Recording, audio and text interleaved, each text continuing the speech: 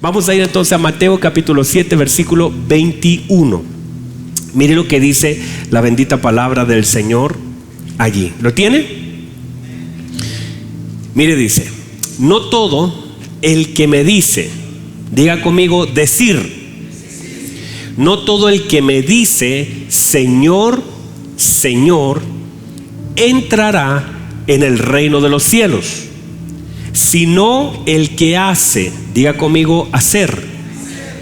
Dice, sino el que hace la voluntad de mi Padre que está en los cielos. Muchos, perdón, ¿cuántos? Dice, muchos me dirán en aquel día, Señor, Señor. Ya lo está repitiendo lo de arriba, ¿verdad? Me dirán, Señor, Señor, no profetizamos en tu nombre, y en tu nombre echamos fuera demonios, y en tu nombre hicimos, ¿cuántos milagros hicieron? O sea, no fue casualidad, ¿verdad? No es que no me salió el milagrito, no. Dice, hicimos muchos milagros. Y entonces les declararé, nunca os conocí, apartaos de mí, hacedores de ¿qué? De maldad. O sea, alguien puede estar haciendo lo malo y diciéndole Señor. Alguien puede estar haciendo algo malo, ser un hacedor de maldad constantemente y estar con su boca diciéndole Señor. Dos líneas. Lo vamos a ver en la palabra del Señor. Muy bien. Tomen asiento, por favor, mis amados hermanos. Gracias por permanecer en pie. Y saludamos también a todos nuestros queridos hermanos que están ahí en la señal de internet. Usted también, si tiene la oportunidad de compartir esta transmisión con alguien, hágalo. Hay un montón de grupos hacia medio gozo. Hoy día más de 200 personas compartieron lo de la mañana. Hermanos hermosos que comparten en grupos que uno ni se imagina que existen. Venta de pescado, venta de neumático, venta de cualquier cosa, y la gente comparte. Y alguien por ahí, en algún momento nos ha llegado testimonios de personas que de pronto han escuchado la palabra del Señor. Así que compártalo usted también si puede, y usted ahí en su casita comparta en su muro. Nunca se avergüenza de compartir la palabra del Señor. Muy bien. Vamos entonces a la bendita palabra del Señor. Hemos estado hablando acerca de un tema que es la gloriosa iglesia de nuestro Señor Jesucristo. La gloriosa iglesia de nuestro Señor Jesucristo. Eso, vamos al mensaje número 25. La idea de esta palabra es aprender a que la iglesia sepa quién es, qué tiene, qué puede hacer y qué debe hacer. Todos nosotros somos la iglesia de nuestro Señor Jesucristo. Cada uno de nosotros fue llamado por el Señor. Nadie vino, nosotros fuimos llamados. Yo estaba en las tinieblas, no podía venir, pero el Señor me sacó de las tinieblas a su luz admirable. Fue el Señor, por gracia. El Señor me llamó, yo no tenía la dirección, estaba muerto en delitos y pecados, y el Señor me hizo parte de sí. Ahora, lo que yo debo aprender en este tiempo es cómo debo aprender a operar como la iglesia de Cristo. A veces nosotros pedimos cosas que ya se nos fueron asignadas, y es muy triste que una iglesia opere fuera del entendimiento de lo que debe tener en Cristo. Por eso parte de lo que debemos hacer es saber cuál es mi posición en Cristo. El apóstol Pablo, entonces, hablando sobre este asunto, comienza a hablar y decir, y ora para que tengamos entendimiento en el conocimiento de Cristo, para que tengamos sabiduría, para que operemos desde el conocimiento de quién es Cristo y quién soy yo. Cuando nosotros no entendemos eso, muchas veces estamos llorando por aquello que deberíamos alegrarnos, y muchas veces pedimos cosas que ya las tenemos.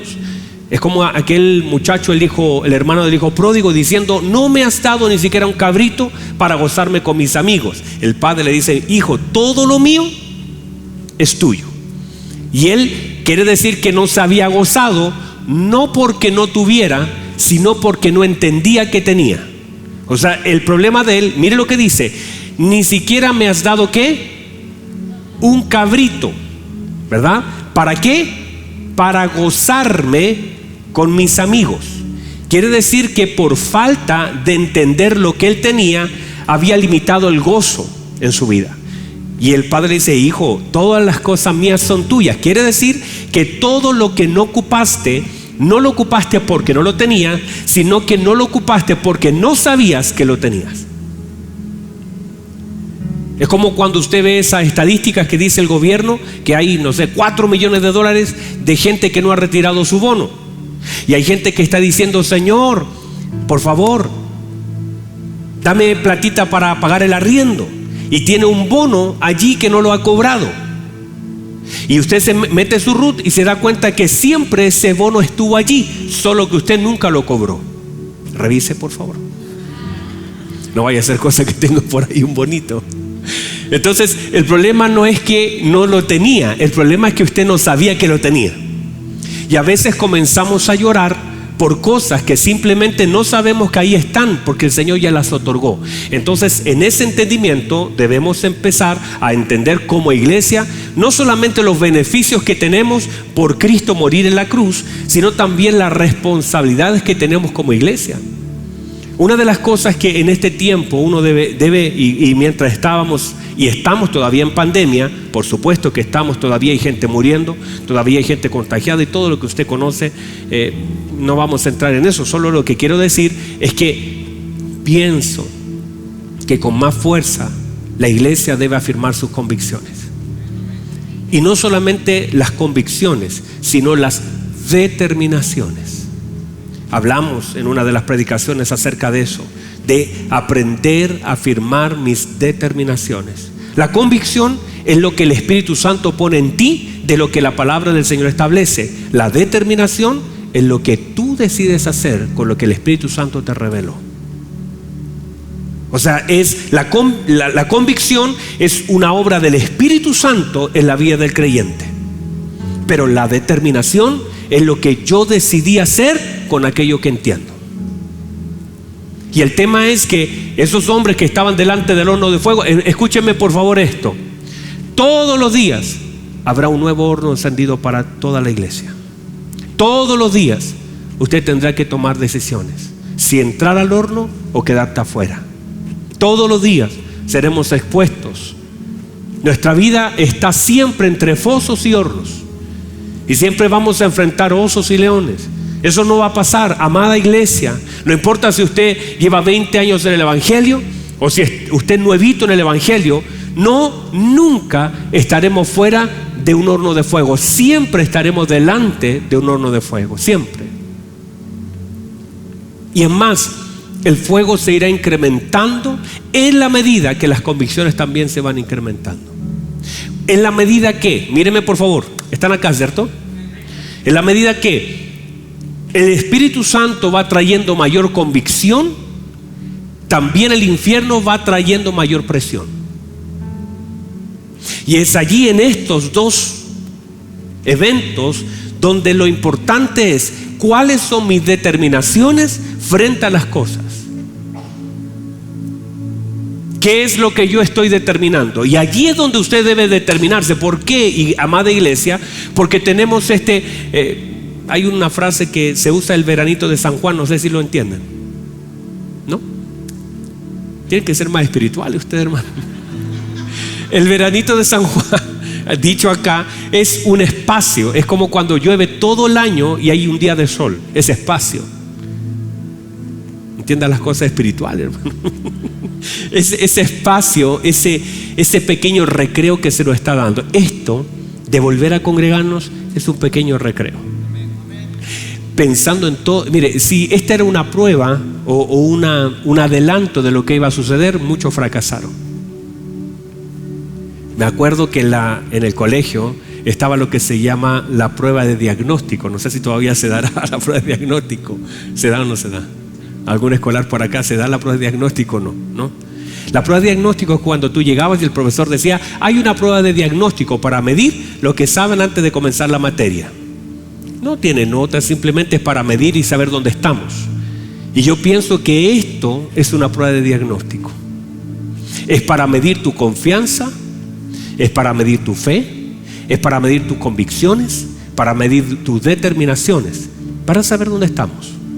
¿Sabe cuánta gente se desesperó? Yo me desesperé. Yo cuando comenzó la pandemia no sabía ni qué hacer. Hice todo lo que pude, hice un matinal. Contraté a uno que se llamaba Cefecino, un peluche, hermano.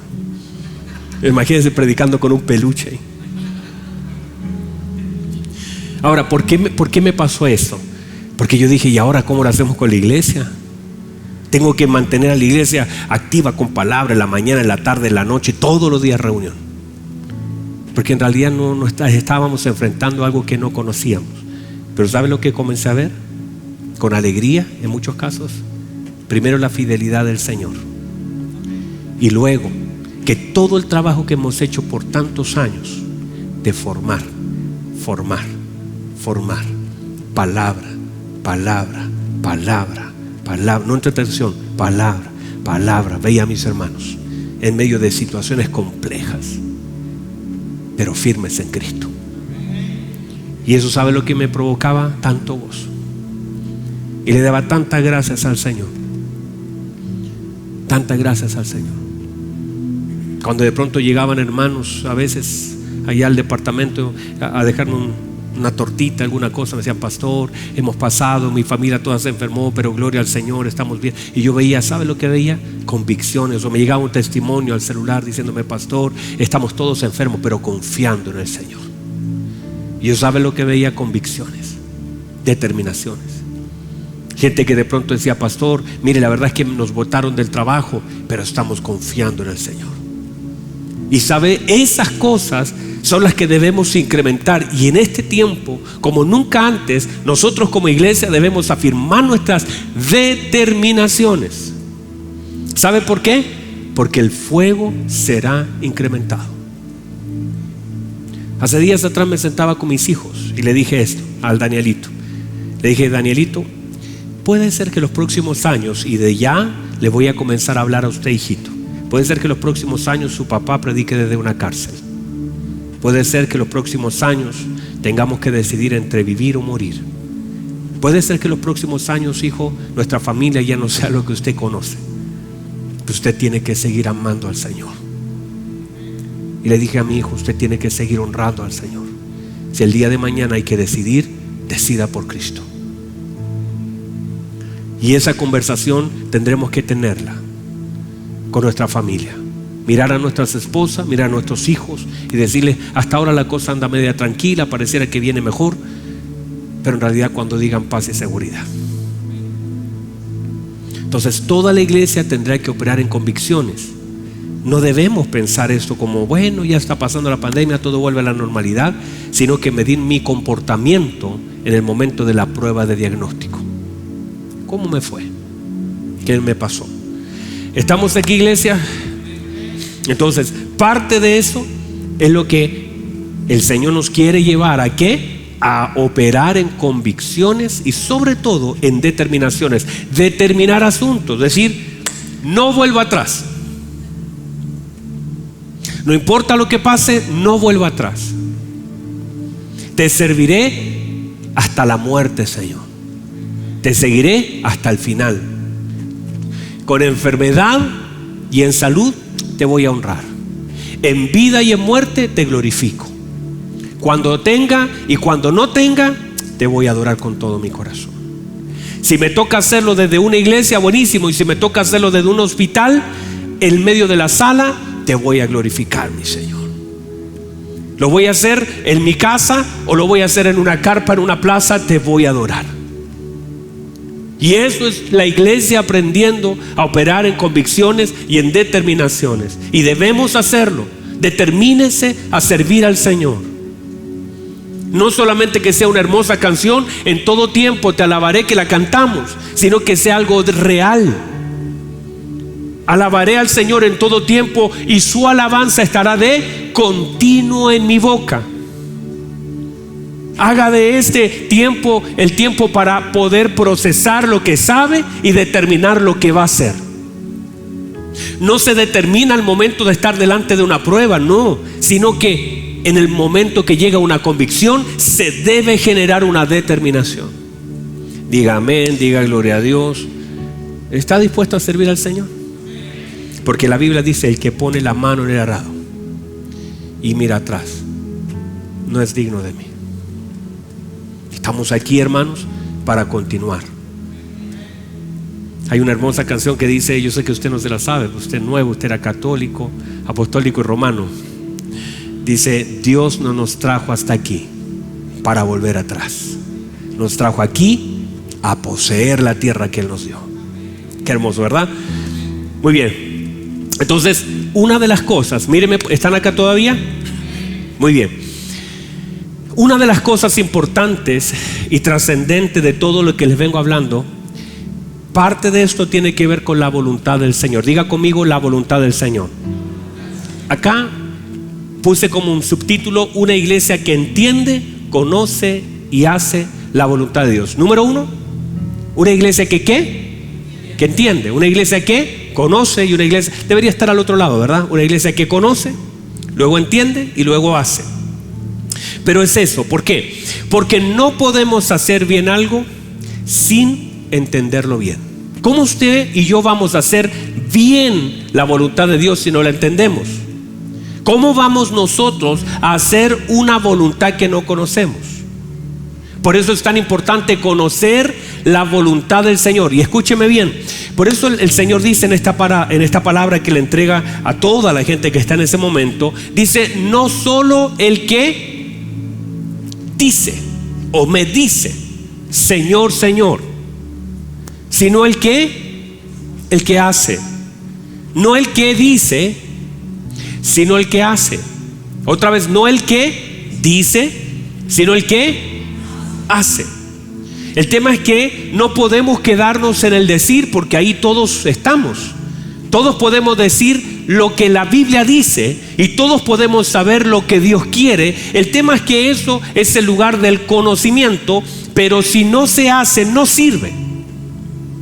En el hacer está toda la demanda, no en el conocer. Entonces tenemos a veces personas que conocen la voluntad del Señor y conocen al Señor de la voluntad, pero no hacen la voluntad de su Señor. Entonces, una de las cosas importantísimas, no solamente decir, porque decir es fácil, hacer es difícil. Y no se puede hacer sin conocer, y no se puede hacer sin entender. Por eso una de las cosas es profundizar en la voluntad del Señor. No solamente el hecho de conocer, sino también entender. Pero mire, por favor, aún así, usted solamente conociendo y sin todavía entender, ya debería estar haciendo. O sea, no es solamente el hecho de decir, si yo no lo entiendo, no lo hago. Porque el Señor le dijo a Pedro: Pedro, lo que yo hago ahora, usted no lo puede entender. Y no puede esperar a entender para recibirlo. Deje que esto suceda, porque luego lo vas a entender. O sea, yo puedo conocer la voluntad de Dios y todavía estar en el proceso del entendimiento, porque la voluntad de Dios, míreme por favor, es tan profunda que hay muchas cosas que nosotros comenzamos a hacer sin todavía tener la plenitud del entendimiento de lo que hago. De hecho, ¿cuántos de ustedes cuando llegaron a Cristo se sentaron en un lugar, pasaron adelante, levantaron su mano, entregaron su vida al Señor, comenzaron a cantar y todavía ni sabían lo que era adoración, alabanza, pero levantaban su mano, lloraban, hacían cosas sin entender, pero las hacían porque las conocían? Pero en la medida que usted fue profundizando, fue perfeccionando su alabanza. Y eso es lo que hacemos. El Espíritu de Dios va perfeccionando nuestra vida para que el entendimiento sea mayor. Pero no puede ser que yo conozca, entienda y no haga. Y aquí, cuando yo comienzo a hacer la voluntad de Dios, míreme por favor, el entendimiento va creciendo. En la medida que yo voy haciendo lo que conozco, el entendimiento de lo que hago va creciendo. Entonces, mientras lo voy haciendo, lo voy entendiendo con mayor claridad.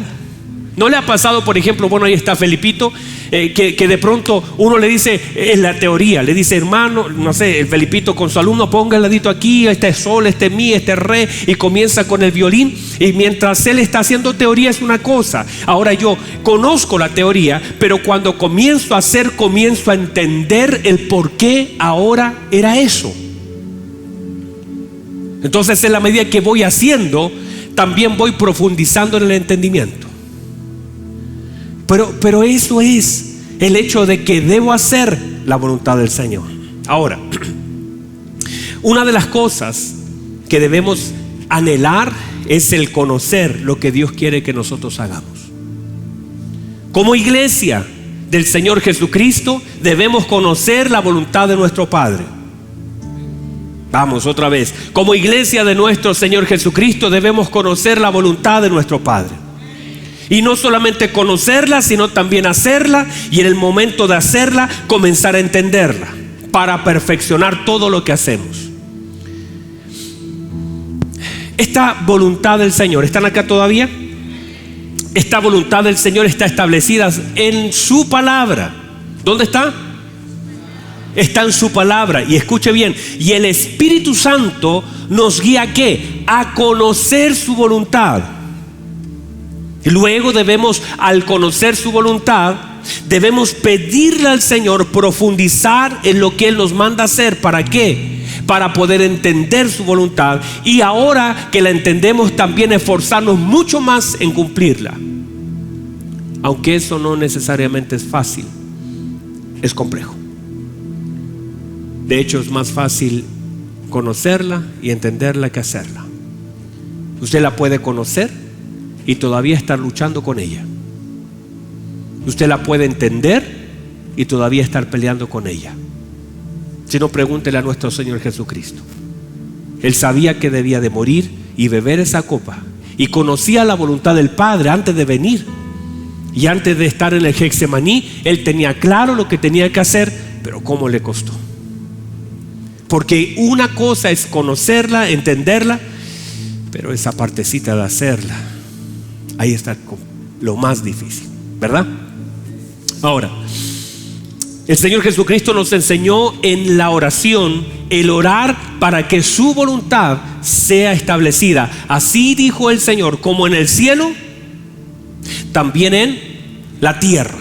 Pero la primera tierra que tienes que establecer la voluntad no es esto, no es ese parlante, no es esa muralla. Esta es la tierra que tiene que estar dispuesta a hacer la voluntad del Señor. Y todo en el cielo funciona porque la voluntad de Dios se establece en ese lugar. ¿Sabe por qué, mi amado? Porque Dios solamente respalda lo que está en su voluntad. Otra vez, Dios solamente respalda ¿qué? ¿Mi necesidad? ¿Mi problema? No. Míreme por favor. Dios solamente respalda en la esfera de su voluntad. Usted puede tener una gran necesidad. Usted puede tener usted puede tener una excelente idea, pero Dios no respalda ideas fuera de su voluntad. Usted puede decir, ay, pero mire toda la necesidad que hay allá, mire todo el problema que existe allá, y usted decir, ya tengo la solución. Y si eso está fuera de la voluntad de Dios, por muy buen corazón que usted tenga, Dios no respalda buenas intenciones. Dios respalda su palabra y lo establecido en su voluntad. Y aunque sea una locura, y aunque sea muy grande, muy difícil, aparentemente, si está en su voluntad, Dios lo respalda. Pastor, es que eso es mucho. No importa si es mucho, no importa si es alto, no importa si es difícil, no importa si es lejos. Si está en su voluntad, Dios lo respalda. Pastor, pero mire, ¿cómo va a ser? ¿Cómo el Señor me va a extender? No importa. Si está en la voluntad de Dios, no importa lo difícil que sea, lo complejo que parezca, si está en su voluntad, Dios lo respalda. O sea, todo lo que está en la voluntad de Él es respaldado por Dios. Vaya conmigo al libro de Primera de Juan. No sé si multimedia me puede ayudar en esto. Primera de Juan, capítulo 5, versículo 14 y 15. Mire esto es hermoso. ¿Están acá todavía o están medios, ya se me fueron? Recuerde que el metro hablé con el ministro para que, se sabe, hoy día parte más tarde la cosa. Sí, así tiene que ser. ¿Lo tiene? ¿Está por ahí? Mire lo que dice la palabra del Señor. Y esta es la confianza. Mire por favor. ¿Y esta es qué? Esa palabra confianza quiere decir, esta es la absoluta y plena seguridad. Y esta es la plena, absoluta y total seguridad que tenemos. ¿En quién? En el gobierno. ¿En qué tenemos? En el mentor, en el pastor, ¿En quién tenemos la seguridad? En nuestro Señor. Esta es la confianza absoluta que tenemos en Él. ¿Cuál es la confianza? Que si pedimos, que si, ¿qué cosa? Pedimos. ¿Qué pedimos? Alguna cosa. Eso te deja abierta la posibilidad de ¿qué? De cualquier cosa. No solamente quiero un pancito, no es solamente eso. Dice, si pedimos alguna cosa, y estuve estudiando ese pasaje, y eso quiere decir cualquier cosa. Qué profundo, ¿verdad?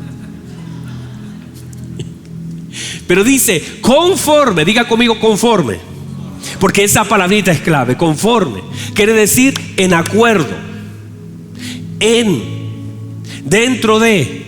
O sea, quiere decir que el Señor está diciéndonos a través de Juan, nos está diciendo que si tenemos esta confianza, esta seguridad, y la tenemos en Él, que si pedimos alguna cosa en acuerdo a qué cosa, a mi deseo, a mi necesidad, a mi crisis, no a qué, de acuerdo a qué, dígalo conmigo, de acuerdo a qué, a su, más fuerte, a qué, a su voluntad. ¿Qué hace Él?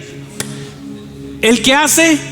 Nos oye. Ahora, si usted se queda con el pasaje hasta ahí, mire por favor otra vez. Dice, esta es la seguridad que tenemos, que si pedimos alguna cosa, ¿qué cosa? Cualquier cosa, ¿conforme a qué?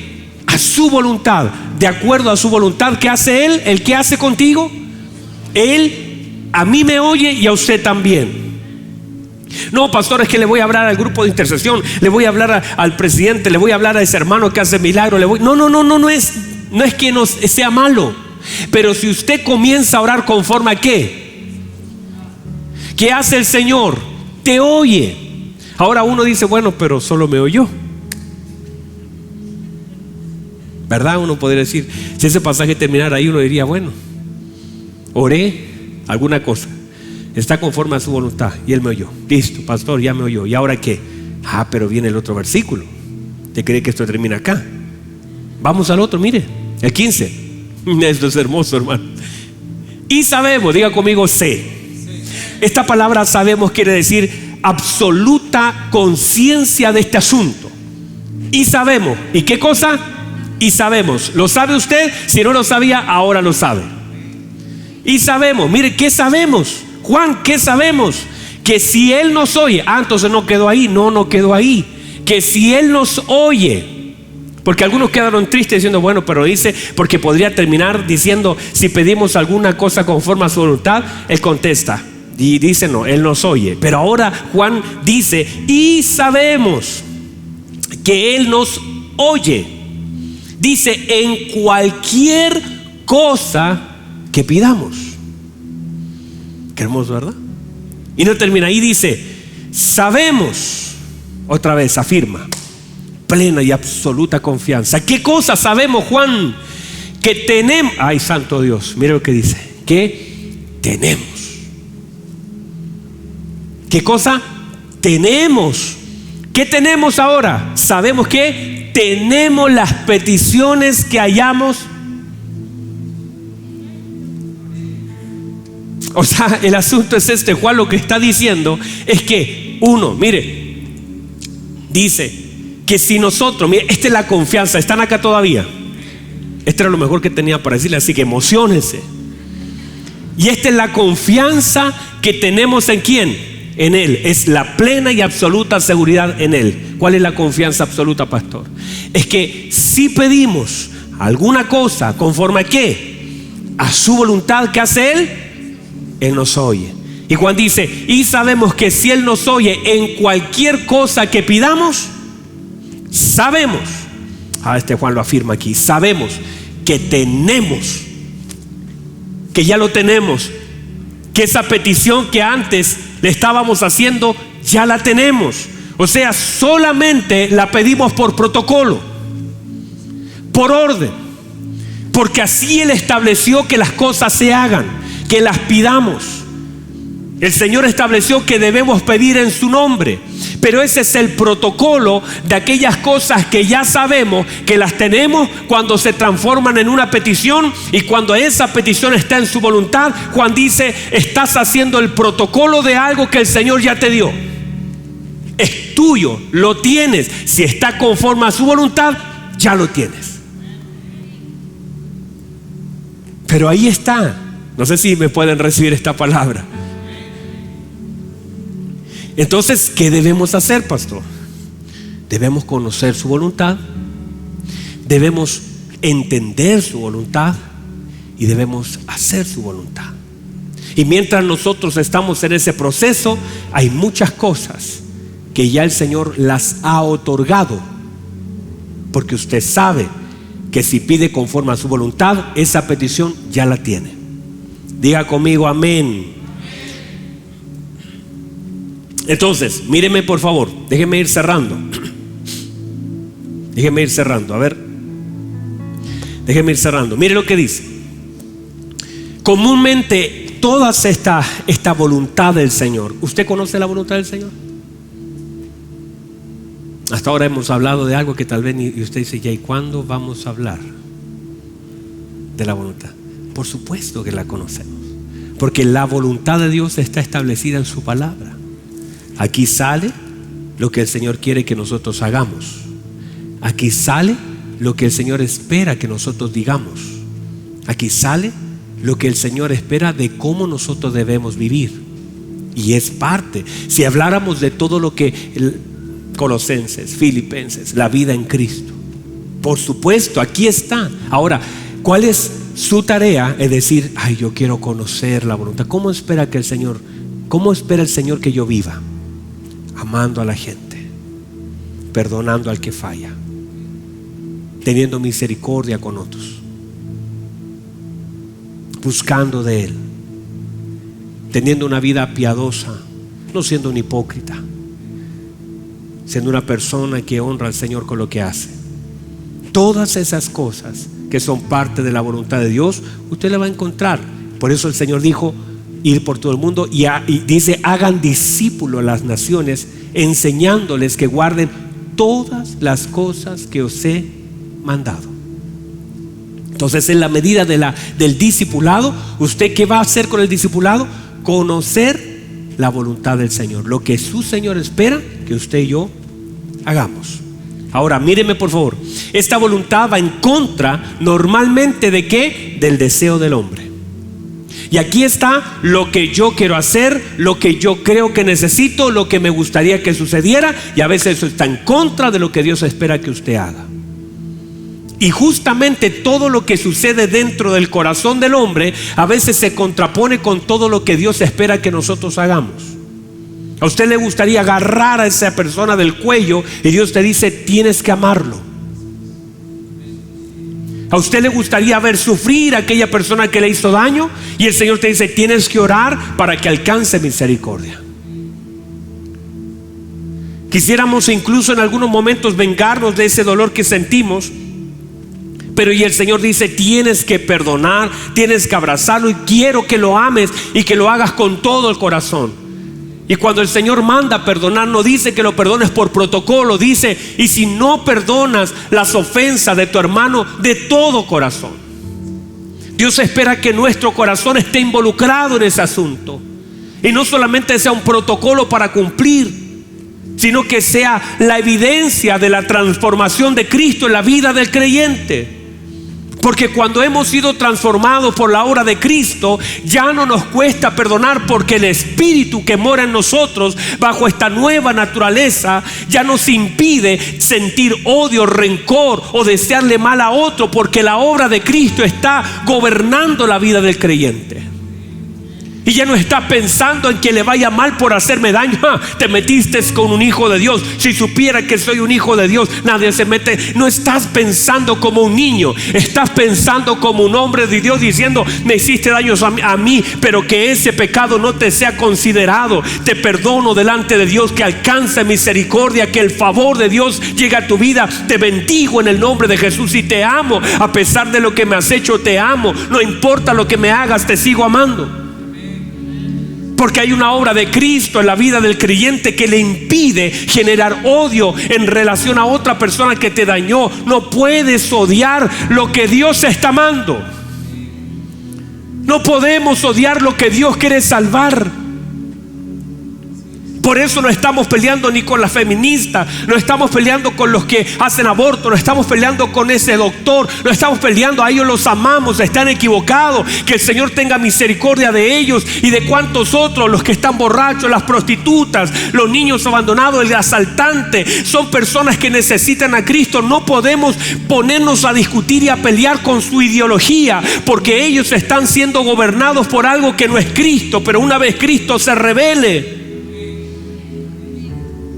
no estamos peleando contra, no hay una lucha de la iglesia contra todas las leyes. Eso está mal. No podemos estar peleando con leyes, con parlamentarios, con presidentes. No podemos estar con carteles en las manos. Nosotros fuimos llamados a amar y a través del amor manifestar a Cristo. A través del amor levantar al que cayó, aquella persona que falló, aquella persona que abortó. Debemos abrazarle y de seguir diciéndole que el Señor le ama, que no estamos de acuerdo con lo que hizo, pero el amor de Dios es suficiente para perdonar el error que ha cometido. Debemos amar a ese muchacho que está en una esquina. Debemos amar al que ha fallado. Debemos amar, porque eso es la obra de Cristo en la vida del creyente, que nos impide por una cosa de naturaleza odiar al que hace daño, sino con misericordia mirarlo y esperar que el Señor lo pueda levantar, y si lo levanta, abrazarlo como un hermano y no juzgarlo porque cayó. Debemos amar a la gente como el Señor la amó. Debemos aprender a vivir la vida que el Señor espera que nosotros vivamos. Cristo. Pónganse en pie, por favor. Se nos acabó el tiempo.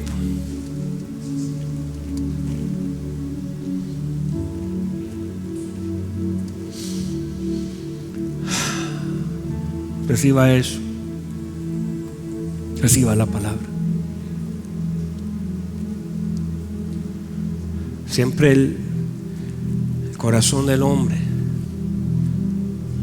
a veces se tuerce, sobre todo cuando nos vamos alejando del Señor. Se manifiesta toda la carne del hombre. Si hay algo de odio en ti en contra de alguien, acércate a Cristo y verás que la obra de Cristo en tu vida te hará amar a aquella persona que en un momento incluso te dañó. Porque ese es el amor verdadero del Padre en la vida del creyente. Un amor que todo lo soporta, un amor que todo lo espera, un amor que todo lo cree, un amor que no deja de ser, una paciencia que no se agota. De hecho, a veces decimos: usted me va a agotar la paciencia. No se agota. No importa cuántas veces sucede. Si estás bajo la unción del Espíritu Santo, eso no se va a agotar, porque los recursos del reino son inagotables. Usted puede amar. Por eso el Señor, cuando le dice a Pedro, y Pedro le hace la pregunta: Señor, ¿y cuántas veces perdonaré a mi hermano? 7 veces es harto. 7 veces perdonar a una persona el mismo día 7 veces. Se dijo: no, hasta 70. Tienes la capacidad dada por el Espíritu Santo, que ya es una unción, no es tu capacidad. O sea, nosotros nos hacen una a veces y quedamos pegados 2 semanas. Y el Señor dice: hasta 70 veces 7 puedes perdonar. Mire la capacidad de la unción del Espíritu Santo. Esa es la demanda. Y cada vez que lo hagas y te vuelva a hacer algo, tú tienes y puedes volver a perdonar. Ay, pastor, pero ¿acaso quiere que sigas? No. No estás pensando en la consecuencia del perdón. Es que simplemente en tu corazón habita Cristo. Y solo por el hecho de habitar Cristo, la naturaleza de Cristo es impartida en ti. Y la medida que te acercas a Él, por eso cuando a la gente a veces no hay que explicarle muchas cosas. Lo único que debemos hacer es acercarnos a Cristo. En la medida que nos acercamos a Cristo, somos como Él. Te pueden estar clavando las manos y todavía poder perdonar. Te pueden estar poniendo una corona de espina en la cabeza Te pueden mostrar las 30 monedas de la tradición y todavía estar amando y perdonando a aquellos que te están dañando. Pero cuando no, cualquier cosa te duele, te daña, te afecta, te tira al suelo, sientes rencor hacia la gente, sientes que te han dañado, te sientes, porque es falta de Cristo. Pero cuando vives en la voluntad del Señor, también vives en el respaldo de Él. Por eso la iglesia debe amar su voluntad, buscar su voluntad, entender su voluntad, abrazar su voluntad y sobre todo hacer su voluntad. Y si lo hacemos, iglesia, el respaldo de Dios, sentiremos su mano, se cumplirá su palabra. 7 veces caerá el justo. Y cuando dice 7 veces caerá, no quiere decir que él tropieza cada rato. Tal vez lo botaron, tal vez lo dañaron, tal vez lo hirieron, pero la Biblia dice 7 veces el Señor, 7 veces el Señor lo levantará. No importa si alguien lo botó, no importa si él se cayó, no importa si él tropezó, no importa si él se cansó, si está bajo la obra del Señor, 7 veces el Señor lo levantará. Esa es la obra, las promesas de Dios se hacen efectivas en la vida del creyente cuando el creyente opera en la voluntad de Dios. La provisión de Dios, la mano de Dios, el abrazo de Dios, míreme por favor, la presencia de Dios, la presencia de Dios. Yo estaré con vosotros todos los días. Y eso no es una oferta, es una promesa. Yo estaré con vosotros todos los días. Y esa promesa usted la percibe, la siente, la recibe, la abraza. La presencia de Dios. Cierren sus ojos, por favor. Aleluya. La hermosa presencia del Espíritu Santo aquí. Vamos ahí donde está. Solo usted conoce, solo usted conoce. Vamos ahí donde está, dígale: Señor, me falta tanto de ti. Estoy tan lleno de mí que a veces hablo de mi hermano y ni siquiera me duele. Estoy tan lleno de mí que todo lo que la gente hace me duele. Señor, yo quiero hacer su voluntad. Alguien aquí que haya entendido algo de lo que he dicho, que levante sus manos al cielo y dígale: Señor, yo quiero hacer su voluntad.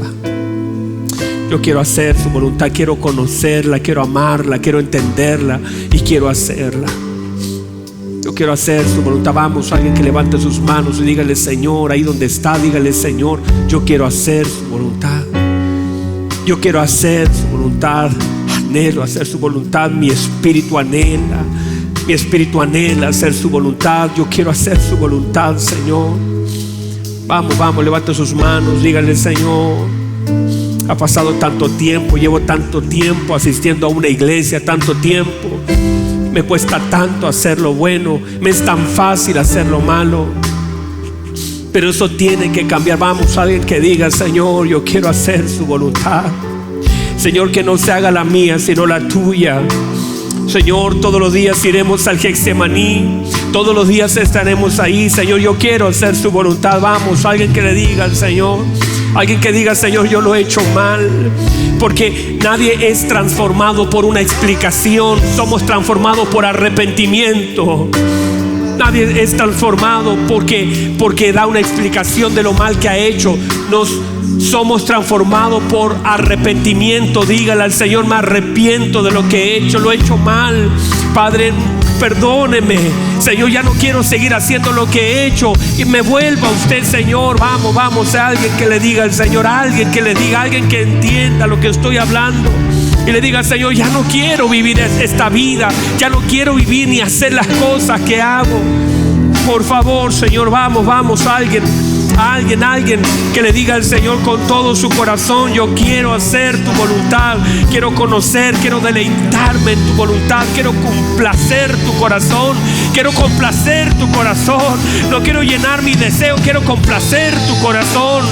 Oh, gloria a Dios. Vamos, alguien que dé alabanza,